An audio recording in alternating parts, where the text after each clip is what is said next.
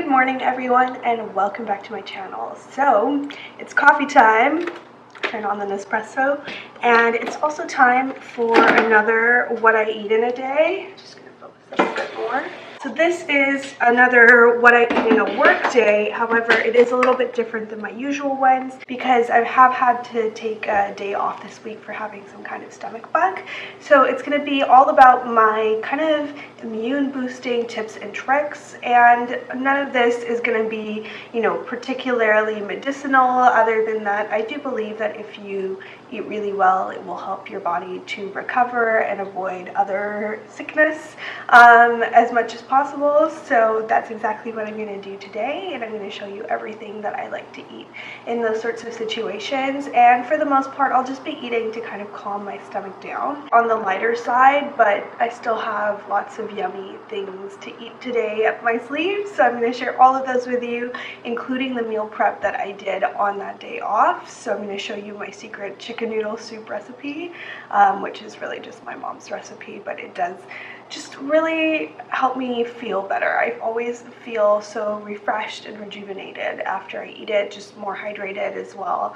And bone broth has so many good things for you. But I am well enough for coffee, so I'm going to make a couple of those and bring one to Joe. I'm going to use a dual salad today. It's not too acidic, I find, so I think it'll be a good one to choose. Add a little bit of milk and get the day started, finish getting ready, and then we'll make breakfast together. I'm going to have a breakfast with some healthy fats, and if you haven't heard me go on and on about how delicious my English muffins are, then you haven't been watching my videos recently, but they are amazing. They're made with spelt flour, so they're like super healthy for a bread, and they are also the perfect vehicle for anything buttery, jammy, avocado, which is what I'm going to be having. I did a bad job cutting it, but you can see how bubbly it is on the inside and soft, and it's been in the fridge because I do make them usually like at the weekend, and then I'll eat them for the whole week. So I'm going to toast this up. I do like mine on the more kind of toasted side, and then I'm going to butter it up and put some avocado on top. But I just quickly want to show you these. They're so funny. They are single serve baby avocados, so they're really small. If you compare it to like a regular avocado, they're like palm sized, and so I'm going to eat a whole one of these. They're perfectly ripe, I think. Hopefully not, at the brown side, but it's kind of neat because Joe doesn't really eat avocados, so having single serve avocados is definitely like a treat and a novelty. And then I'm going to finish drinking a juice that I got yesterday. This is from Glory Juice, which is just local company. I didn't feel like making my own juice, and this is apple, pineapple, mango, and it's got coconut water, which is also really good for rehydration and for electrolytes as well. So I'm just going to pour this over some ice, and then we'll have breakfast together. So before my toast is ready to eat, I'm going to cut myself a generous slice of lemon and put it in here. This is my new Swell bottle. It's one of the traveler sizes with the wide mouth. It doesn't actually really travel with me very much at all. It just travels back and forth from the office, and it saves me from using a lot of cups while I'm at my desk. Those kind of styrofoam ones that offices tend to have. And it has allowed me to start drinking more water and have flavored water as well. So I really like doing lemon and cucumber. I just add a few slices of cucumber, and I really try not to carry it around filled up because it is actually pretty heavy. So I just add 3 or 4 ice cubes along with my lemon and cucumber, and they kind of get bruised up as I walk to work, which is perfect because it releases all the flavor. Close it up, and it actually does stay really cold all day to the point where I come home in the evening and there are still ice cubes in here. It's pretty crazy, and I really like the wide mouth of it as well because it's just a lot more comfortable to drink out of for me than a narrow mouth bottle. So I find that I really enjoy drinking out of it, especially given that everything is so like crisp and cool coming from it, and it just makes my water really tasty. Shake this up, and I do find that if you're drinking like a little bit of healthier juice, pouring it over ice makes it taste so much better. I'm going to butter my English muffin, and I did have a little section burn, so I had to cut that off, which was really annoying and really sad. But that's what happens when you're filming and inattentive, guys. Ah, it's perfect. I'm so happy. Yay. And look at how weirdly small the little pit is. So funny. It's like a quail's egg. Alright. So it's still going to be a lot of avocado on a very small piece of toast. That's just how it worked out. I like to slice it the avocado and then just spoon and smush.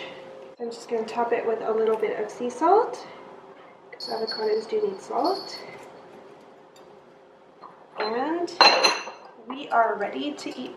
Okay, now's your chance. She's not looking. Get it. Get it.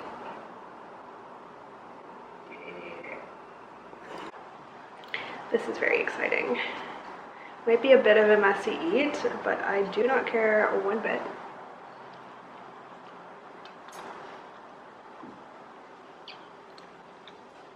Itchy nose with avocado on fingers is a problem. That is so good. I think the spelt flour, the nuttiness of it really complements like things like butter and avocado, and it has the bonus of being pretty healthy too. So I'm gonna eat this up and then I will head off to work. This is the best plastic bag we have, so I'm just gonna put it in here. Why don't you use my new pretty thing? Your what? My wash bag. Aww! Alright, we're being upgraded, guys. Look at this. This is Joe's, not mine. I just want to protect the orders that are in the bag, and I do not think that you guys want chicken noodle soup on your Noodle pearls. And we're ready to head off. Aren't you, baby? Yes. Instant comfort in a bowl. This chicken noodle soup is something I've been having since before I can remember. It's one of my earliest memories of life, is being made this as a child, often when I was sick, but not always, just on a comforting winter's day. One of the key ingredients is actually rutabaga. It's a kind of turnip, and it brings a nice sweetness to the soup. I also like to use about 4 celery stalks and about 5 carrots. If they're the really nice ones with the tops, then I don't peel them, but these ones are the older ones that do require peeling because they're so dirty.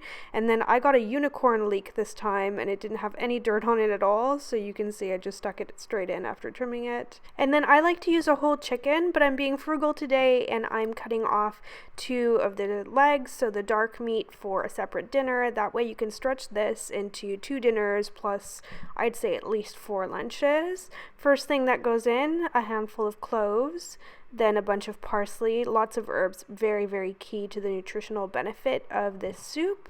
So parsley first, then 2 bay leaves that are actually grown in my mom's garden, and about a handful of sage, and any other herbs that you like. I'm also using some fresh oregano and some dried rosemary. My mom always used fresh rosemary, but I cannot keep one of those plants alive, so I only had the dried kind of on hand, and that's what I used.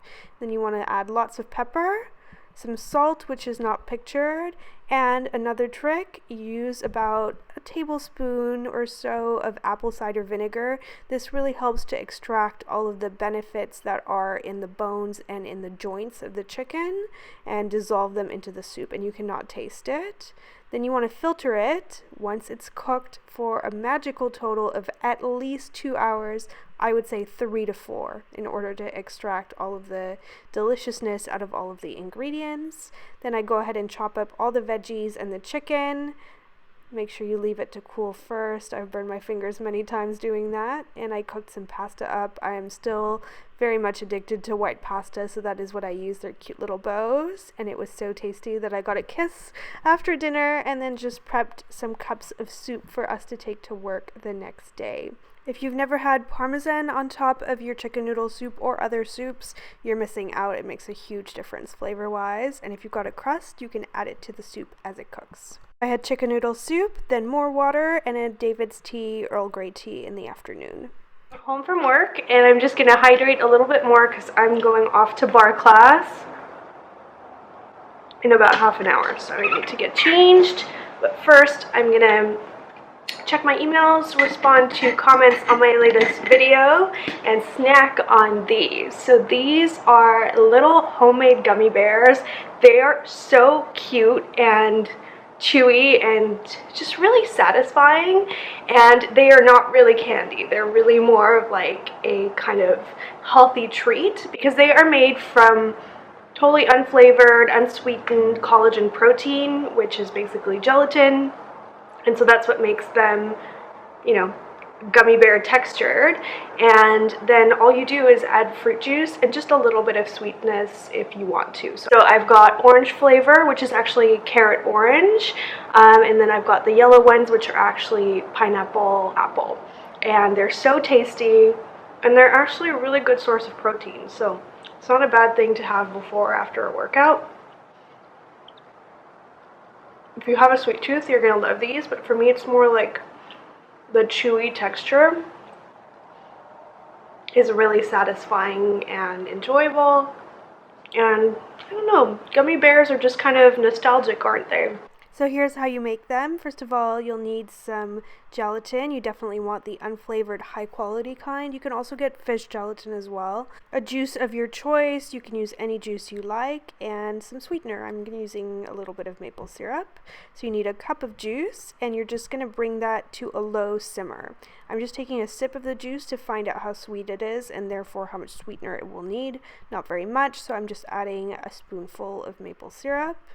And then it's time to add the gelatin once it comes to a simmer. You'll need 3 tablespoons to get that really nice chewy gummy bear texture. If you wanted something in a larger mold, you could do a little bit less to have it be more jelly-like, but this is how I like mine. And then you'll need silicone candy molds. So these are super cute little gummy bears. They make me so happy. And they did come in a package with the syringe, so really good value, really affordable. And you just essentially go ahead and pipette in that gelatin mixture and then just chill it for 2 hours in the fridge for it to set, and then they're super easy to pop out after. I find the whole process so relaxing. I repeated it, so instead of the pineapple apple, I did carrot orange for this batch, and you can see their pretty color. I would have gone absolutely nuts for these as a kid, but even as an adult, I had a lot of fun making these. Alright, I'm home from bar, totally exhausted, but this dinner is really easy. It's gonna seem like it's a lot of ingredients, but most of them are things that I usually have on hand. And this is a recipe that's very much inspired by Vancouver. So if you are from here and you have ever been to Miku or Minami, they have this nigiri recipe that is essentially a piece of rice. Of course it's nigiri. It's got a piece of salmon, and then it's got this crack sauce on top that is a mayo base. Nobody knows what's in it. It's their secret recipe, but this is me trying to recreate what I like about it at home. And what I do is I broil the salmon because I don't have a flame torch. They flame torch the top of it. And doing it under the broiler is actually so amazing. If you've never cooked salmon under the broiler, I highly recommend that you try it with or without this sauce. It keeps it so moist. You will never eat dry salmon again. And if you need dinner in a hurry, like I often do, and I definitely need right now, it cooks in like a few minutes. These pieces of salmon are pretty substantial, so I feel like they're going to take maybe like 6 or 7 minutes, something like that. It really depends on your broiler. You just need to watch it, and as soon as the top is kind of like bubbly and slightly brown, you know that it's done. A little bit of mayo, I'd say about a tablespoon. Miso to give it that really kind of savory umami flavor. So do like a good teaspoon of sesame oil. Not too much or it'll overpower the whole thing. And a little bit of soy sauce. Probably about, again, like a teaspoon. Pretty thick sauce. I didn't really tell you guys what I'm making overall. So these are going to be sushi salmon bowls. So there's going to be the salmon. There's going to be a base of brown rice, which is cooking behind me right now. And then there's going to be some vegetables, and I'll show you what I'm doing. You could do anything that floats your boat. And I do like to kind of brush it down onto the sides as well, because I feel like the sauce really also protects the salmon from the heat of the broiler, so it just keeps everything really moist and delicious. That's my salmon, and I'm actually going to prep my veggies before I put this in the oven because it really is super quick and you don't want it to be all like cold before you get to eat dinner. So I'm just gonna set it aside on the other side of the counter that BB cannot get to. Like I said, it's whatever floats your boat, but I did find this at the Asian grocery store and I was really excited about it. If you've ever had stir-fried pea shoots and dim sum, they're so tasty. They taste like fresh green peas kind of, but in a leafy way. So I'm gonna stir-fry these just with some garlic and topped with some sesame oil, really simply. They're just gonna wilt down like any greens would. So that's gonna be one. You wanna have, I'd say, 3 different parts to your veggies in your grain bowl. Just whatever you have on hand. I try to always keep some frozen edamame in my freezer. I'm literally just gonna steam these in the microwave and then top them with just a hint of sea salt. And then the last one, I really like the meatiness of mushrooms. You could make a vegetarian version of this without the salmon and do the mushrooms under the broiler with a little sauce on. That would be really tasty. But I'm just going to stir fry these in a pan again, just with a little bit of garlic and a little bit of sesame oil to top off. And I've got shiitake, and then I've got these really nice king oyster mushrooms that are like really meaty and chewy. Look at that sizzle. That is just about done. Alright, the all-important taste test. You want to try some? Or are you just going to circle it like a shark? I think we might just have a winner. Alright, maybe we get some too, BB, huh? Is that okay with you? Yeah? Time to garnish. This is Joe's bowl. I will let him garnish as he likes. And here's mine. So I'm going to do some pea shoots. Mushrooms, and then some edamame beans. I love these. Joe likes them less than I do. A bit of pickled ginger. This really makes it for me. It gives it that really like sushi-like flavor. And then I'm just going to do a little drizzle of sesame oil and a little shake of sesame seeds. These are roasted sesame seeds, so they're really flavorful. That special sauce, I need to take a bite to figure out how close I got to the Miku secret sauce that everybody is crazy for here. It is so moist. And it's just very, like, savory. I'm really excited about these pea shoots. They're sticking together. Very garlicky.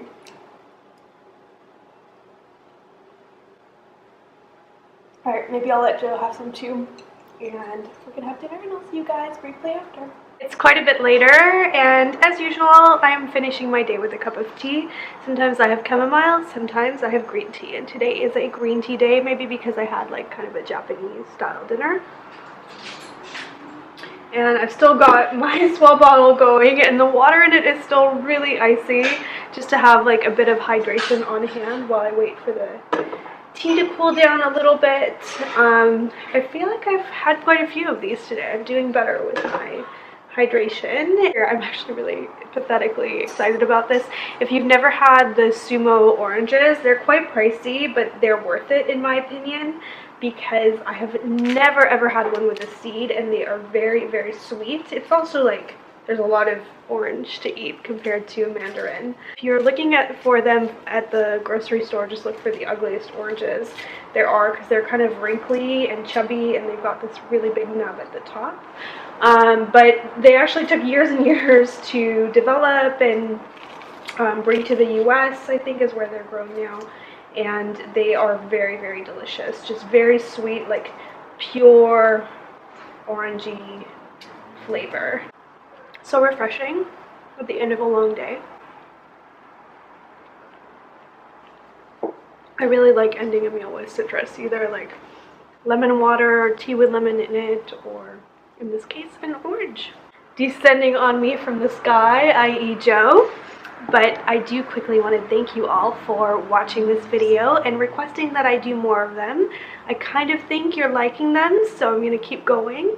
I feel like this one was very comforty. It was very much about like healing yourself from the inside out, and I think as we move forward and hopefully, touch wood, I will not get sick again, then we will be doing lots of spring and summer really fresh, fun recipes. So stay tuned for that. If you'd like to see that, make sure you give this video a like and subscribe, and I will see you in my next video. Bye.